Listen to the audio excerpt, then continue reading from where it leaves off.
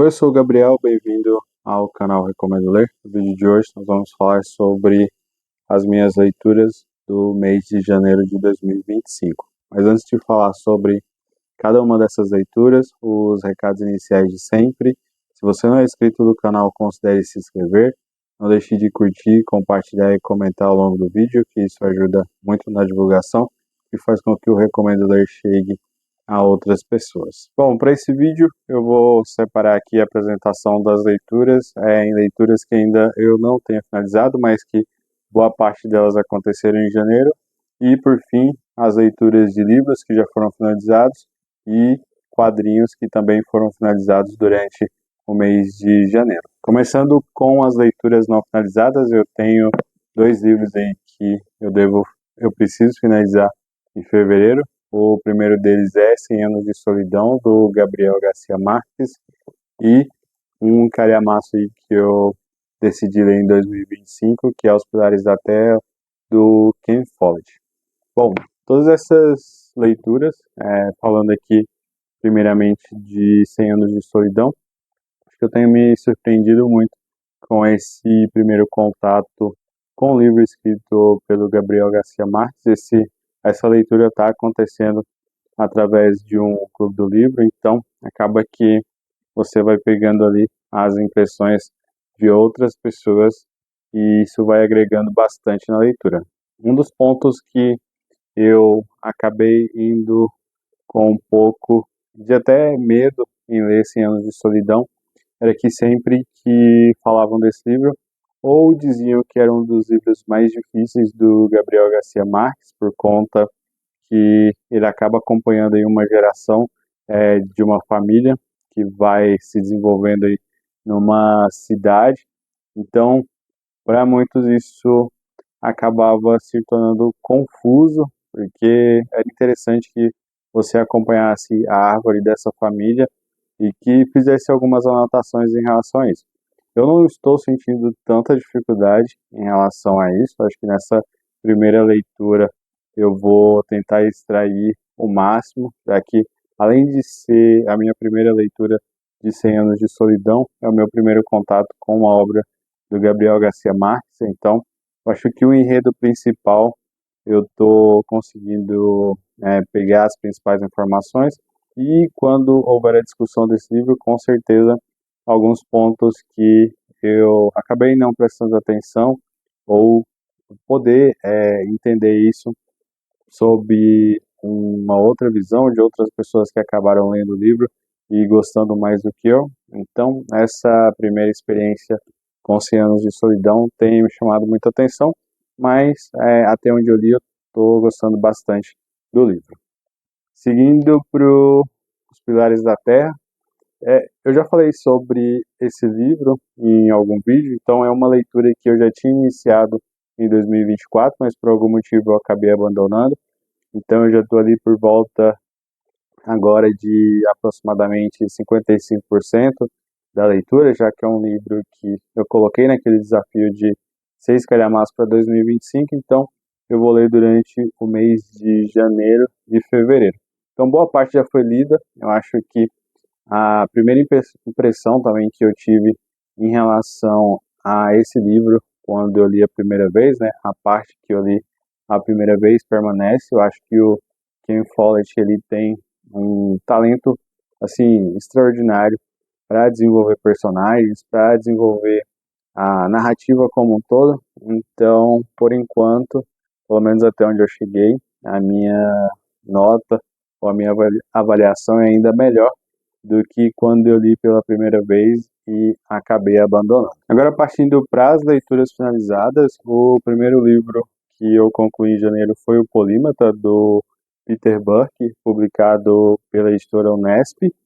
O segundo livro que eu consegui concluir foi esse livro, A Mãe da Mãe de Sua Mãe e Suas Filhas, da Maria José Silveira, que foi publicado pela Globo Livros. E o meu primeiro contato com uma obra do Jefferson Tenório, De Onde Eles Vêm, publicado pela Companhia das Letras. Falando sobre o Polímata, tem um vídeo específico aqui sobre a minha opinião, mas eu acho que para um resumo de leituras do mês, O que eu só gostaria de reforçar é que é um dos melhores livros que eu li agora em 2025, está aí no meu desafio de 12 livros para 2025, e eu acho que eu não poderia ter começado de melhor forma com esse livro. Eu acho que o Peter Buck, apesar de esse livro ele ter um ponto ali que segue mais pro acadêmico, ele é cheio de referências, mas eu acho que ele não deixa de se comunicar com o público fora da faculdade, da universidade. Então, esse é um ponto muito interessante, o que torna a escrita do Peter Buck muito acessível. Então, o que me chamou muita atenção nesse livro é que antes de lê-lo, né, obviamente, eu não sabia aí os principais conceitos de polímata, então já tinha ouvido falar sobre esse livro, mas me interessei muito pelo tema, o que me fez aí tanto correr atrás de outros livros que tenham sido escritos pelo Peter Buck, que eu acho esse ponto da escrita dele ser muito acessível, bem positivo, e principalmente aqui explorar ainda mais essa temática que são as pessoas que foram consideradas polímatas ao longo da história. E esse livro ele traz diversos nomes de diversos gêneros, então acaba explicando aí como essas pessoas lidaram aí com a sua necessidade de sempre estar estudando vários temas ao longo da história. Então, é uma forte recomendação. Se você não viu o vídeo específico sobre esse livro, eu sugiro que você veja, e lá tem mais alguns pontos que eu acabei falando exclusivamente sobre esse livro. O segundo livro concluído faz parte do meu projeto Lendo Autores Goianos, que meu primeiro contato com a escrita da Maria José Silveira, através desse livro, A Mãe, de Sua Mãe e Suas Filhas. É um título um tanto grande, mas eu me surpreendi também principalmente com a escrita da Maria José Silveira e pela temática que ela acaba tratando aqui nesse livro. Aqui nós acompanhamos gerações de mulheres que vão mostrando para, assim, obviamente dentro da sua jornada, né, pontos que, óbvio que ela leva ali histórias ficcionais, mas a Maria José Silveira ela acaba trazendo para o livro questões que realmente aconteceram. Então, eu acho que ela consegue muito bem mesclar a não ficção com o que pode se considerar de ficção desse livro. Então, você vai acompanhar aqui mulheres que estão precisando lidar aí com as mais diversas questões de uma sociedade. Então, começa ali apresentando a primeira mulher no ano de 1500 e vai aproximadamente até 2001. Então, assim, não, eu acho que esse aqui não é considerado um livro de conto, mas como cada personagem tem ali o seu capítulo específico, então acaba que ele funciona como um livro de conto, mas aqui a gente está falando de um romance que acaba se conectando ao longo dos anos e com diversos personagens. Gostei muito, também tem um vídeo aqui no canal falando exclusivamente sobre esse livro, a minha opinião, os principais pontos positivos que eu considerei da escrita, principalmente da Maria José Silveira, e o que me chamou a atenção no livro como um todo, mas de forma bem breve, é uma leitura super recomendada. De Onde Eles Vêm, do Jefferson Tenório, que foi publicado aí pela Companhia das Letras. Esse é meu primeiro contato com um livro escrito pelo Jefferson Tenório. Então, esse não é o livro mais famoso dele, mas segundo algumas opiniões, ele fez parte, né, da leitura do mês de janeiro de um clube do livro. Então, as opiniões eram bem semelhantes. Então, gostei muito do livro.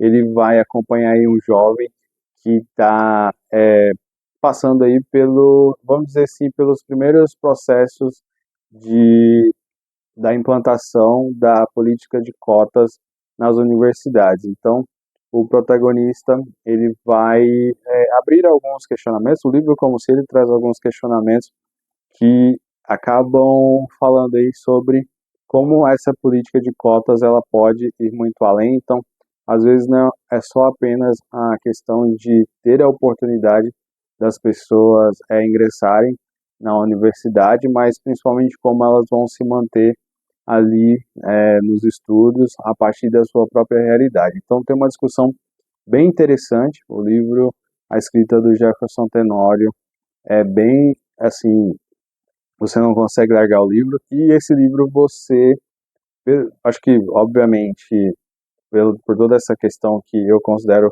um dos pontos fortes, a escrita do Jefferson Tenório nesse livro, você acaba lendo esse livro tão rápido, mas a mensagem dele é tão importante, as discussões que o Jefferson Tenório acaba trazendo para esse livro são bem interessantes. Então, foi um primeiro contato que me fez querer ir ler outras coisas do autor, ainda que esse aqui não tenha sido a minha melhor leitura do mês, mas eu gostei bastante. Eu acho que fica muito ali no pós-leitura, que ele abre muito para questionamentos e para você entender uma realidade que às vezes não é a sua e que você de fato precisa entender, conhecer para meio que saber, né, como o Brasil realmente funciona. Então, fica a recomendação de onde eles vêm. Agora, seguindo para os quadrinhos, eu acabei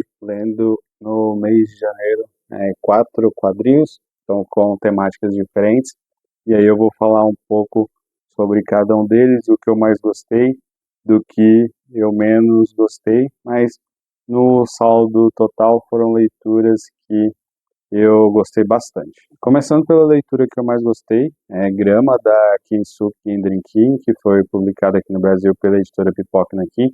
No caso desse aqui foi uma releitura. Eu acho que as obras da Kensuke, para quem não conhece, eu acho que está perdendo bastante oportunidade de ter contato com histórias assim que vão trazer diversas reflexões. Esse quadrinho aqui é um dos mais premiados da Kensuke, então foi o primeiro que chegou aqui no Brasil. Posteriormente, a editora Pipoca Nankin acabou publicando outras obras da autora. Então aqui a gente está diante de um manhwa que vai falar aí sobre principalmente o caso aí das mulheres de conforto. Especificamente, nós acompanhamos uma protagonista que vai falar aí sobre tudo que ela passou durante a infância e adolescência como mulher de conforto na Coreia do Sul. Acho que esse quadrinho ele é daqueles que te leva a diversas reflexões e te leva a querer entender principalmente as questões aí que formaram a sociedade de forma geral, já que é um tema que não é tão acessível para nós brasileiros, já que eu, na minha opinião, né, obviamente, que isso talvez estivesse mais conectado à cultura asiática. Então, eu fiquei assim extremamente pela segunda vez lendo esse manhwa, o Grama. Eu acho que é um tema muito triste e que a Kensuke acaba trazendo aí tanto pela sua arte quanto pelo seu roteiro de forma muito explicativa, e de certa forma ela quer ir fazer justiça a todas essas mulheres e levar essas informações aí ao redor do mundo, e não à toa esse quadrinho é um dos seus mais premiados. E agora falando mais rapidamente sobre outros 3 quadrinhos que eu li, o primeiro deles foi O Último Homem, que foi publicado aqui no Brasil pela QS Comics. Esse quadrinho ele conta com o roteiro do Jeremy Felix e a arte do Paul Gastine. Esse foi meu primeiro contato, né, com uma obra da QS Comics, esse ano, pelo menos. Eu já li, não, na verdade eu já li o Apesar de Tudo que eles publicaram. Então aqui a gente tem uma história de faroeste que vai acompanhar aí uma cidadezinha um tanto quanto corrupta, que ela precisa lidar com as questões da chegada da Estrada de Ferro. Então tem uma certa mudança de cultura que vai permear o roteiro. Então é bem interessante, gostei bastante, de até 4 estrelas para esse quadrinho. O próximo que foi publicado pela Universo Guará, que é Espetaculare Meneghetti, que vai contar a história aí de um senhor aí que ficou bem conhecido durante os anos 30, principalmente em São Paulo, que se chama Guido Meneghetti. Então, ele meio que ficou conhecido aí como o Robin, né, e permeava aí diversas histórias que acabavam sendo contadas aí pelas pessoas. Então, é uma história de ação bem assim eletrizante. Então, com algumas temáticas que são ali puxadas pro fantástico, mas é bem interessante. Eu gosto muito da arte. Deixa eu só ver aqui, mas quem cuida do roteiro, ó, roteiro e desenhos é Cashfire. E isso mesmo, foi publicado pela Universo Guará. Tá aqui, então, Espetaculare Meneghetti. Seguindo para a última leitura que eu fiz, Vikings Zumbis, esse quadrinho foi publicado pela Tá Editora, e aí ele conta com o roteiro do Rodolfo Santullo e arte do Joke.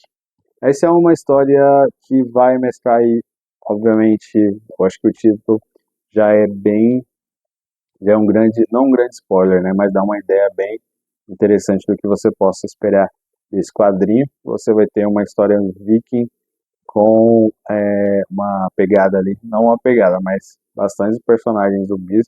Então gostei do que foi entregue aqui, mas não foi a minha melhor leitura do mês, já que eu acho que histórias de zumbis são histórias que hoje em dia já não tem um grande apelo para mim, mas é um excelente quadrinho assim que você acaba devorando rapidamente. Bom, então essas foram as minhas leituras. Eu tenho duas leituras aí ainda que vão ser finalizadas durante o mês de fevereiro.